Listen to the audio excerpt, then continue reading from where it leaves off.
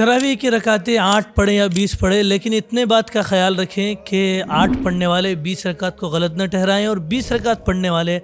8 رکعت سے جھگڑا اور الجھنے میں نہ لگ جائیں، اس لیے کہ سنت کا مسئلہ ہے۔ تراویح آپ 8 پڑھیں گے بھی تو سنت ہی ہے، 20 رکعت پڑھیں گے بھی تو سنت ہی ہے۔ لیکن اتنی بات ضرور یاد رکھیے گا کہ جب حضرت عمر رضی اللہ عنہ نے اپنے زمانے میں اتفاق کیا تھا اس بات پر کہ 20 رکعت تراویح ہوگی، اس وقت دوسرے صحابہ کرام جو نبوت کو سمجھتے تھے، نبوت کے جو مقاصد تھے اس کو سمجھتے تھے، وہ تمام صحابہ کرام موجود تھے، لیکن 20 رکعت پر متفق ہونے کے بعد کسی صحابہ کرام نے اس زمانے میں حضرت عمر رضی اللہ عنہ سے اختلاف نہیں کیا۔ اس کے بعد سے 1350 ہجری تک ہر کوئی 20 رکعت ہی پڑھتا رہا۔ حدیث شریف میں کہا بھی گیا ہے کہ جب بندے کے فرائض میں کوتاہی دیکھی جائے گی تو اس کو اس کے سنتوں کے ذریعے سے اور نوافل کے ذریعے سے اس کو پورا کیا جائے گا۔ لہٰذا رمضان مبارک کی ان راتوں میں بحث و مباحثے کے بجائے، حدیثوں کی دلائل کے انبار لگانے کے بجائے یہی گزارش رہے گی کہ ہم 8 پڑھیں یا 20 پڑھیں، لیکن اس بات کا خاص اہتمام رکھیں